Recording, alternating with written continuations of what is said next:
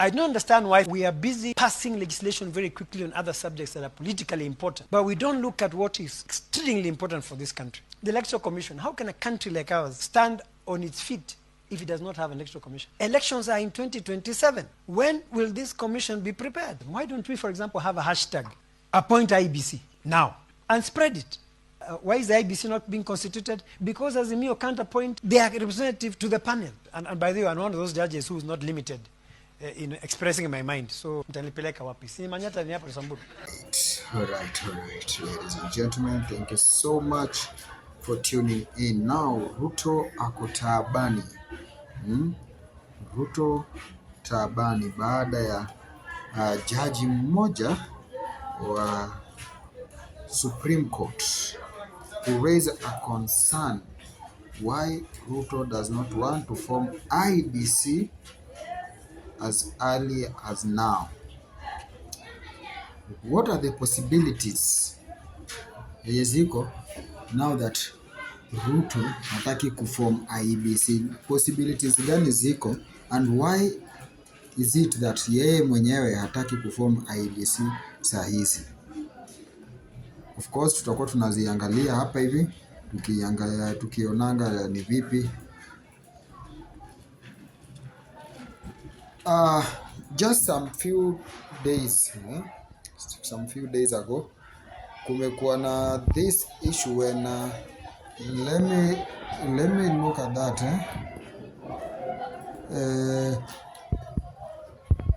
Judge of High Court questions Ruto IEBC. So when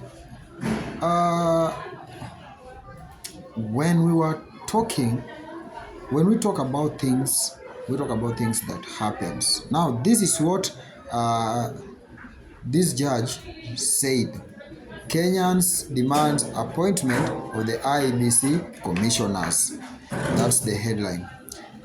Hours after unusual demand by Supreme Court Judge Isaac Lenaola to have the IEBC reconstituted with urgency, Kenyans took to social media in support of crafting appointment on the X social media platform to push for the appointment of the IEBC commissioners. Guys, so there are some few reasons why Ruto attaki kuform IEBC. Why Ruto doesn't want to form IEBC right now. And one of the reasons is that Ruto knows when he forms, when he appoints the wale watu wa IEBC, when Ruto appoints IEBC commissioners, it means that IEBC now will be officially working.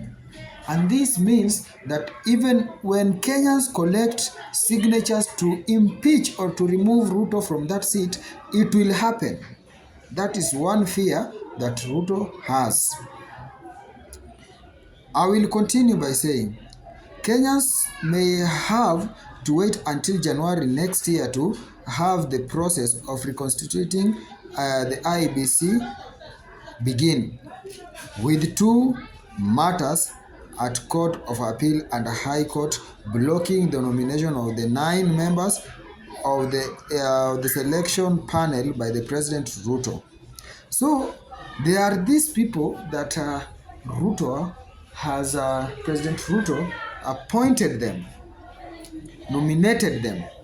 So, and there is a case pale kwa Court of Appeal and the Supreme Court that to actually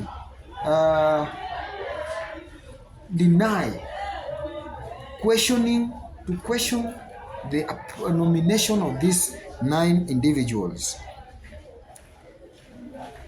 Appointment by Boniface Njogu failed at the Kiambu High Court in October, challenging the appointment of the nominees to the IEBC selection panel for lack of representation of personnel living with disability. So you see why we usually say that Ruto is a political genius. And by the way, let me tell you one thing. Even you, personally, you cannot form something that will impeach you, something that will kick you out of power. That is something that Ruto knows very well. Now, according to Article 54(2) of the Constitution of Kenya, it states that the state shall ensure the progressive implementation of the principle that at least 5% of the members of the public in elective and appointed bodies are persons with a disability. He urges the composition of the panel does not have the representation of the people with a disability.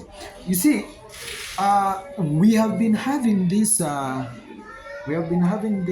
issue of people living with disability not being given a chance to participate in the not being given a chance to participate in the election process. So, according to me, it will be fair if these people are there so that even them can exercise their rights fully. So, this move by the Supreme Judge Isaac to question Ruto why he is taking long to reconstitute IEBC, it really brought some discussion pale online. It brought some very many discussions pale, and what we can say is that Ruto is afraid of losing power. That's one. Two, the same members of parliament knows that when the IEBC is constituted and is functional, then their impeachment will be just a snap of a finger and it's done. So everyone is panicked. Everyone panics, starting from member of parliament to the president, William Samoei Ruto. They are questioning this functioning of the. They are questioning themselves. Let me say that they are questioning themselves, kwa sababu wanajua IEBC ikifanya kazi wao wote nyumbani, because now citizens will have opportunity to recall each and every member of parliament who is corrupt. Citizens will have a chance to recall even the president if he is not performing his duties. You see, I only have, and this, let me tell you, Kenyans, let's not expect the IEBC to be reconstituted earlier. Maybe a year to